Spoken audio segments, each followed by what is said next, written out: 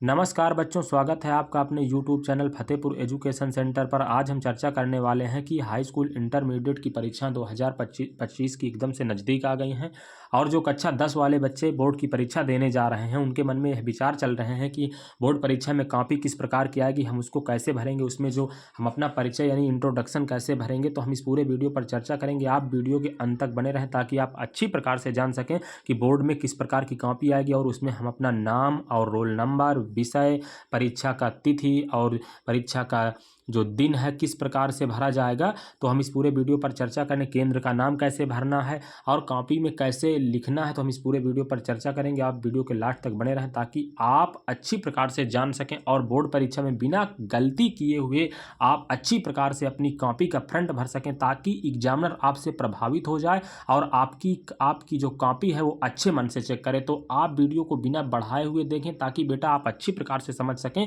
कि आपको कॉपी कैसे फिल करनी है। ठीक है बेटा, आपको देखिए सबसे पहले क्या करना है, आप जब बोर्ड की परीक्षा देने जाएंगे तो जो आपकी कॉपी मिलेगी आपको बेटा सेम इसी तरह की कॉपी मिलेगी। ठीक है, आपको इसी तरह की कॉपी मिलेगी। अगर बोर्ड की परीक्षा आप 2025 की देने जा रहे हैं या आपके घर के कोई छोटे या बड़े भैया या बहन पेपर देने जा रहे हैं तो कक्षा 10 में है। देखिए जो कक्षा 12 में होते हैं बेटा उनको तो पता होता, क्योंकि उन्होंने हाई स्कूल की परीक्षा दी है तो उनको पता होता कि किस प्रकार से कॉपी का फ्रंट पेज अपना परिचय, अपना इंट्रोडक्शन भरना है। यानी कि जो कक्षा 10 में बच्चे होते हैं उनके मन में विचार चलते रहते हैं, उनके मन में हेजिटेशन, हिचकिचाहट रहती है कि पता नहीं किस प्रकार की कॉपी आएगी, हम कैसे भरेंगे, वहां पर कैसे करेंगे, हम कैसे लिखना प्रारंभ करेंगे। तो हम इस पूरे वीडियो पर चर्चा करेंगे। ठीक है, देखिए शुरू करते हैं बिना आपका समय वेस्ट किए हुए। देखिए बेटा सबसे पहले जब आपको इस तरह की कॉपी मिलेगी तो आपको क्या करना है, आपको बिना किसी घबराहट के आपको स्वतंत्र रूप से बैठना है, अपने दिमाग को स्थिर करना है, अपना पेन निकालना है, ब्लू पेन निकालना है। बेटा आपको क्या करना है, देखिए यहाँ पर जो केंद्र की मोहर है, यहाँ पर केंद्र की मोहर जो है, यहाँ पर जो आपका परीक्षा केंद्र होगा, जहाँ पर आपका सेंटर जाएगा, उस सेंटर के जो विद्यालय के प्रधानाचार्य या केंद्र व्यवस्थापक है उनकी मोहर यानी विद्यालय की मोहर लगी रहेगी। ठीक है बेटा, यहाँ से आपका कोई लेना देना नहीं है। और जो यहाँ पर देखिए बेटा निरीक्षक की जिम्मेदारी है कि वे निम्न तालिका में प्रत्येक प्रश्न तथा उसके खंडों के प्राप्तांक यथा स्थान भरें। ठीक है, ये क्या है बेटा, ये काम आपका नहीं है। ये काम जब आपकी कॉपी चेक होने जाती है, जब आपकी कॉपी पेपर आपके हो जाते हैं, जब एग्जामिनर के पास जाती है तो एग्जामिनर इसमें अपना कार्य करता है, अपने अंक चढ़ाता है, अपने अंक लिखता है। इसमें आपको कुछ नहीं करना है। ठीक है बेटा, इसमें आपको कुछ नहीं करना है। ठीक है, आपको क्या करना है बेटा, आपको करना है, आपको इधर देखिए यहाँ पर लिखा हुआ है हाई स्कूल इंटरमीडिएट अभ्यास परीक्षा पुस्तिका। बेटा ये आपके अभ्यास के लिए है, यानी कि बोर्ड में भी आपको यूपी बोर्ड की जब आप परीक्षा देने जाएंगे आपको इसी तरह की कॉपी मिलेगी, लेकिन ये आपके अभ्यास के लिए है।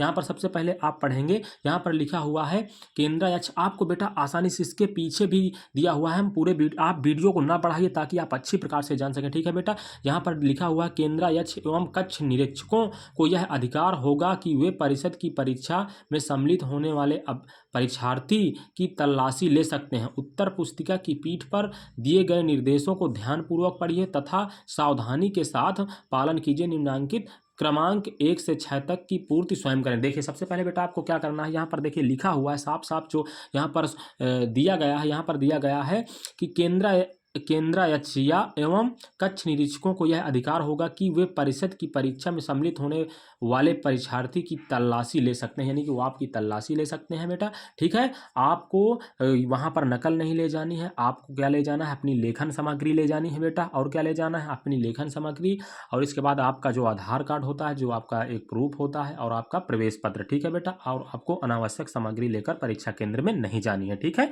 इसके बाद यहाँ पर बेटा लिखा परीक्षार्थी स्वयं भरें, आपको इसको स्वयं फिल करना है। देखिए बेटा सबसे पहले हम शुरू करते हैं, यहाँ पर दिया हुआ है कि 1 से 6 तक विद्यार्थी स्वयं भरें। ठीक है, यहाँ पर 1 से 6 तक 1 2 3 4 5 6। ठीक है, इसको आपको स्वयं फिल करना है। ठीक है, ठीक है, इसके बाद इसमें क्या क्या सावधानी बरतनी है हम पूरे वीडियो पर चर्चा करेंगे, आपको अच्छी प्रकार से समझा देंगे। आपके मन में कोई ऐसा विचार नहीं रह जाएगा, कोई ऐसा डाउट नहीं रह जाएगा कि आपको फिर से इसके विषय में सोचना पड़े। ठीक है बेटा, देखिए यहाँ पर लिखा है परीक्षार्थी का अनुक्रमांक अंकों में, यानी परीक्षार्थी का अनुक्रमांक अंकों में आपको क्या करना है बेटा, बेटा? परीक्षार्थी का अनुक्रमांक यानी आपका जो रोल नंबर है परीक्षार्थी आप स्वयं यानी कि जो परीक्षा दे रहा है उसको क्या कहते हैं? परीक्षार्थी। ठीक है, आप परीक्षा में सम्मिलित हो रहे हैं तो आप परीक्षार्थी हैं और उसका अनुक्रमांक जो आपका रोल नंबर होता है जो आपके प्रवेश पत्र में लिखा रहता है। ठीक है बेटा, आपको क्या करना है? अपना रोल नंबर प्रवेश पत्र से देखकर भर लेना है। ठीक है, जितना भी रोल नंबर आपका हो, जैसे कि हम एग्जाम्पल के लिए ले लेते हैं कि आपका रोल नंबर, जैसे हमने यहाँ पर लिख दिया कि आपका रोल नंबर क्या है? 22 20 44 12। ठीक है, 22 20 44 12 आपका रोल नंबर है। फिर यहाँ पर क्या दिया हुआ है? परीक्षार्थी का अनुक्रमांक शब्दों में। बेटा यहाँ पर हमने सिर्फ बेटा आपको अपना रोल नंबर भरना है। ठीक है, एक बार आपको अपना रोल नंबर घर पर ही लिखकर अभ्यास कर लेना है शब्दों में और अंकों में, ताकि आप वहाँ पर गलती ना करें। ठीक है, इसके बाद बेटा इसको आप दो प्रकार से लिख सकते हैं, यानी कि शब्दों में आप इसको दो प्रकार से लिख सकते हैं। जैसे कि अगर आपका लाख में आ रहा है तो लाख से जैसे कि बहुत बच्चे शुरू करते हैं तो उस तरह भी लिख सकते हैं, लाख हजार और जो होता है मतलब संख्या इकाई दहाई से लेकर जो मतलब आपकी लाख तक पहुंचती है तो वहाँ उस तरह भी लिख सकते हैं। और आप एक एक शब्द भी लिख सकते हैं। मेरे हिसाब से अगर आप एक एक शब्द लिखते हैं तो आपके लिए अच्छा रहता है। ठीक है, आपको जैसे कि यहाँ पर हम एक एक करके लिखते हैं, जैसे परीक्षार्थी का अनुक्रमांक शब्दों में, तो हम यहाँ पर एक एक करके लिखेंगे। आपको जैसे यहाँ पर 2 2 2 4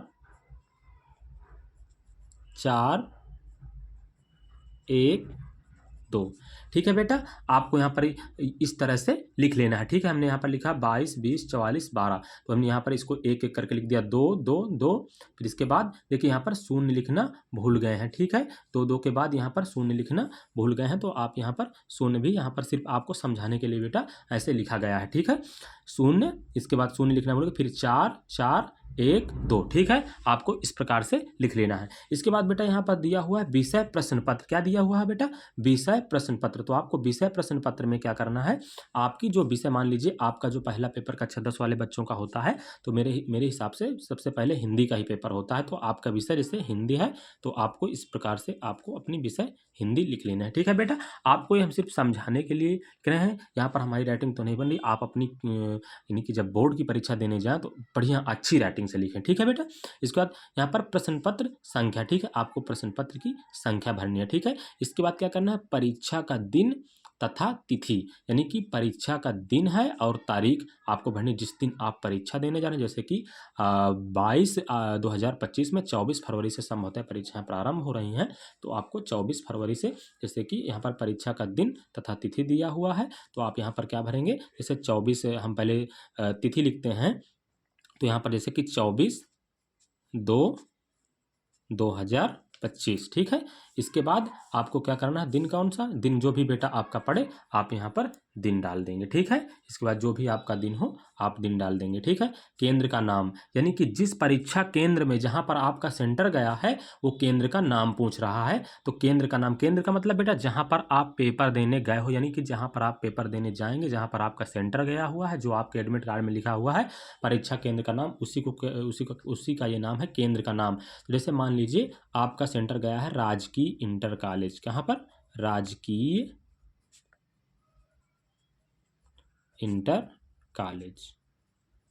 ठीक है, राजकीय इंटर कॉलेज। ठीक है, इस प्रकार से आपको अपनी कॉपी भरनी है। ठीक है, बिना हिचकिचाहट किए हुए, बिना किसी भय के, बिना किसी घबराहट के, सावधानी पूर्वक बेटा आपको अपनी कॉपी भरनी है। ठीक है, अच्छी प्रकार से पहले पढ़ लेना। इसके बाद जो यहाँ पर दिया हुआ था कि उत्तर पुस्तिका की पीठ पर दिए निर्देशों को ध्यानपूर्वक पढ़िए तथा सावधानी के साथ पालन कीजिए। ठीक है, इस विषय में हम चर्चा करते हैं, यानी कि ये बात कर रहा है कि इसके पीछे क्या लिखा हुआ है। ये जो कॉपी है ये फ्रंट है और इसके जस्ट पीछे यानी कि जो पेज है हमारे, जो पेज 1 2 क्रम संख्या से हैं उसके जो लास्ट में, यानी कि इसकी उल्टा अगर हम बात करें तो इसके पीछे कुछ निर्देश दिए गए हैं। वो निर्देश क्या हैं उसके विषय में भी हम जानते हैं।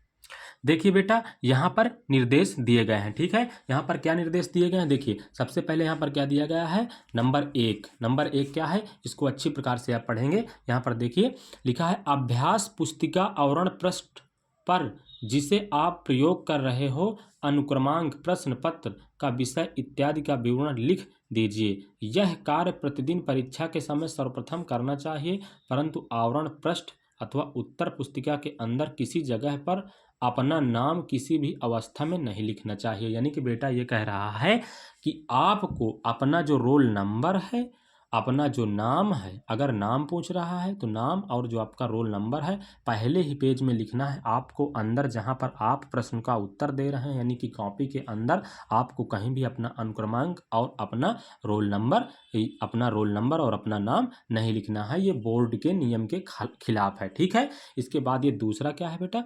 दूसरा है आवरण पृष्ठ की प्रविष्टियां भरने के अतिरिक्त परीक्षार्थी को अपनी अभ्यास पुस्तिका में प्रश्न पत्र विवरण के पहले कुछ भी नहीं लिखना चाहिए। यानी यह कह रहा है आवरण पृष्ठ की प्रविष्टियां भरने के अतिरिक्त परीक्षार्थी को अपनी अभ्यास पुस्तिका में प्रश्न पत्र विवरण से पहले कुछ भी नहीं लिखना चाहिए। यानी कि जो ये अभ्यास पुस्तिका यानी कि जो आपको बोर्ड की कॉपी मिलेगी, आवरण पृष्ठ पर आप अपना जो इंट्रोडक्शन है या अंदर जो आप अपना प्रश्न का उत्तर के सिवाय या उसके अलावा कुछ नहीं लिखेंगे। ठीक है। नंबर 3 है परीक्षार्थी को प्रत्येक पंक्ति पर लिखना चाहिए व अनावश्यक कागज बर्बाद नहीं करना चाहिए। यानी कि बहुत से बच्चे क्या करते हैं बेटा?